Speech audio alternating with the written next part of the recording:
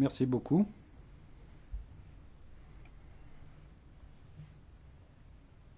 Tout d'abord, je précise que pour les détails, je vous ferai part de réponses par écrit. Je répondrai aux observations à caractère général. Commençons par les compensations. C'était le premier élément. Et puis ensuite, je structurerai les autres réponses. So, as you may be heard. Vous l'avez sans doute entendu à maintes reprises, j'ai fait pression sur Volkswagen. Et ce pour faire en sorte que l'on en vienne à des actions volontaires pour des compensations aux consommateurs.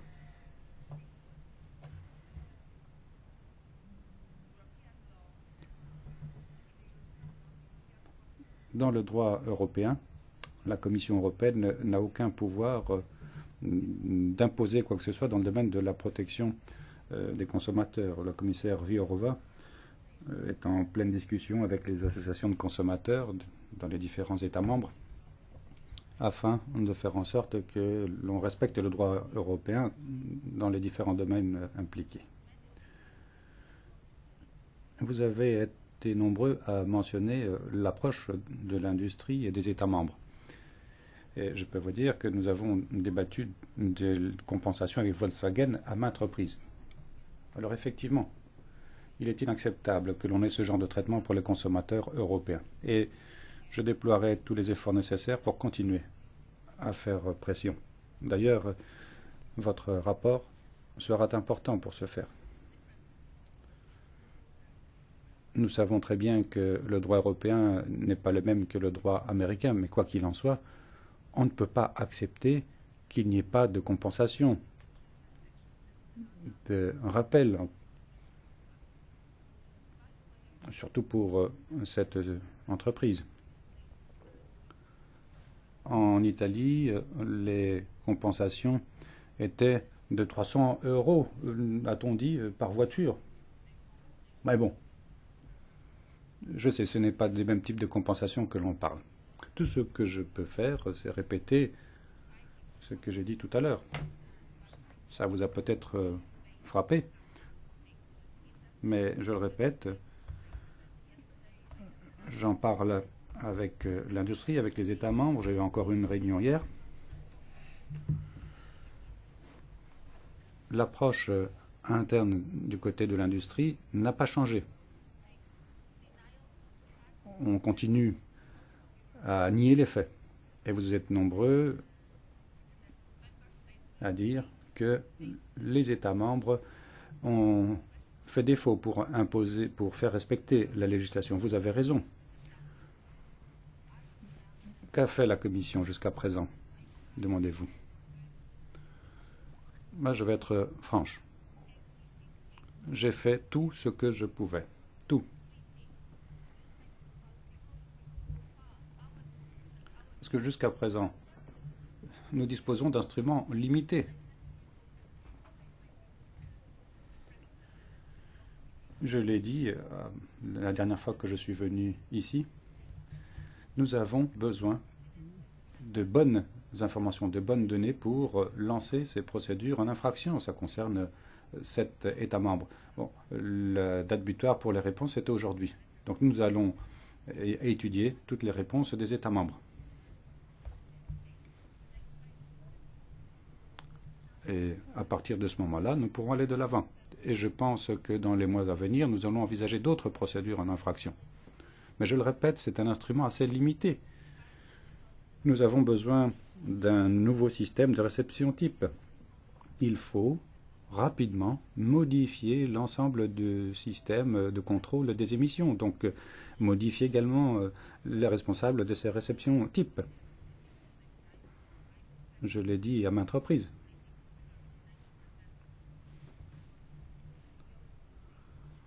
Je pense que 90% des recommandations de votre projet de rapport correspondent à ce que je pense.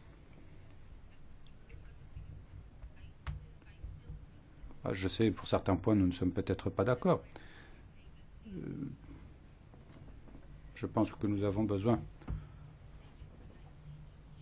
d'une agence comme l'agence américaine, dites-vous, mais peut-être qu'il faudrait d'abord avoir un état des lieux du marché réalisé par les autorités des États membres. Ça, ce serait le bon point de départ.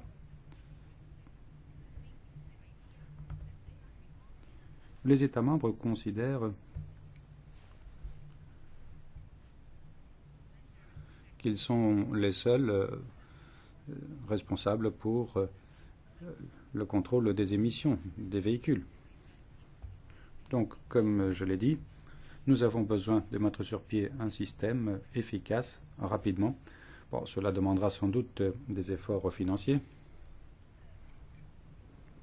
Comme je vous l'ai dit, en raison des délais, des coûts, des implications budgétaires, cette option d'une agence européenne centralisée n'a pas été prise en considération, n'a pas été retenue. Donc sur ce point, nous ne sommes pas vraiment sur la même longueur d'onde.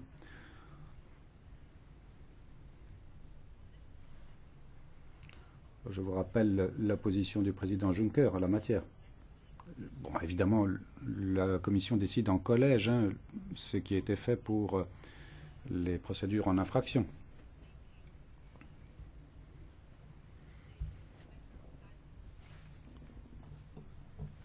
Maintenant, il faudra voir à quel stade il faudrait envisager une intervention du Conseil européen. Ce serait peut-être envisageable.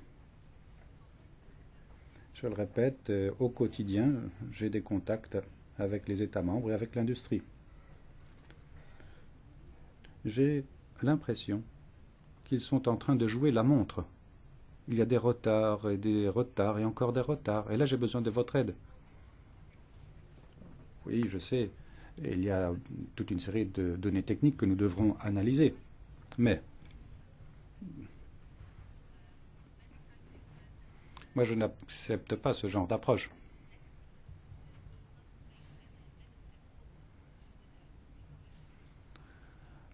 Apparemment, on nous dit qu'il n'y aura aucun effort pour en venir à ces véhicules émission zéro.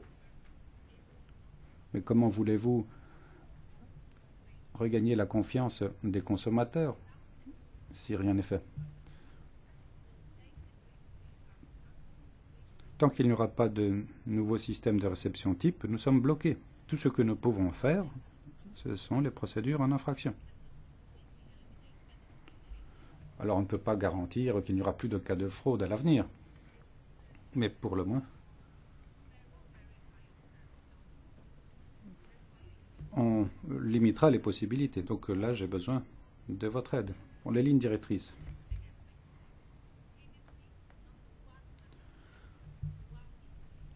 Auparavant,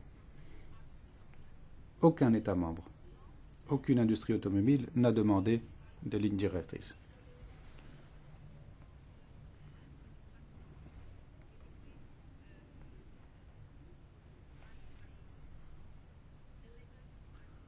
Comme je l'ai dit,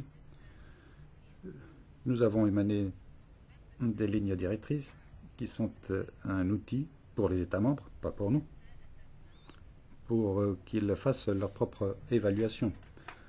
Encore une fois, je précise, ce sont les États membres qui sont responsables de ces évaluations, ce n'est pas la Commission. Donc nous leur proposons des lignes directrices. Espérons que cela leur sera utile. Et il faudra qu'ils respectent ces lignes directrices.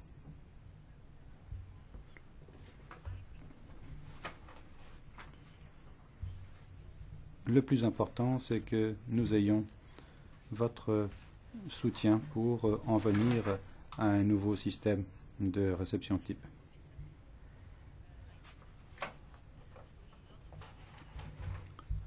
Je peux vous dire que nous allons agir en ce sens à l'avenir. Under the Gear 2030, Nous avons un groupe de travail à haut niveau au sein duquel nous allons voir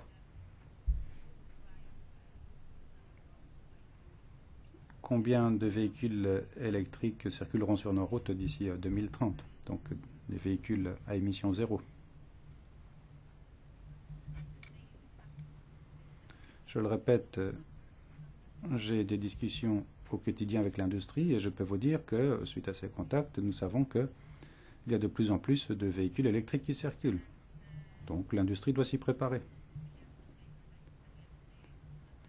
Hier encore,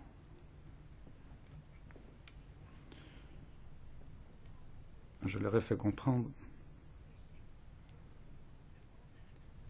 que le temps est venu de revoir tous les efforts de recherche, qu'il s'agisse d'efforts en ressources humaines ou autres, donc de revoir cet effort de recherche pour miser sur ces véhicules à émission zéro. Mais bon, ça fait 18 mois que nous en parlons et malheureusement, je ne constate pas de changement d'attitude du côté de l'industrie. Même chose pour les États membres, malgré ce scandale. Moi, j'ai les mêmes sentiments que vous. C'est le grand problème, le grand scandale que nous connaissons à l'heure actuelle en Europe et nous ne pouvons pas le tolérer. Merci, Madame la Commissaire. Je vois beaucoup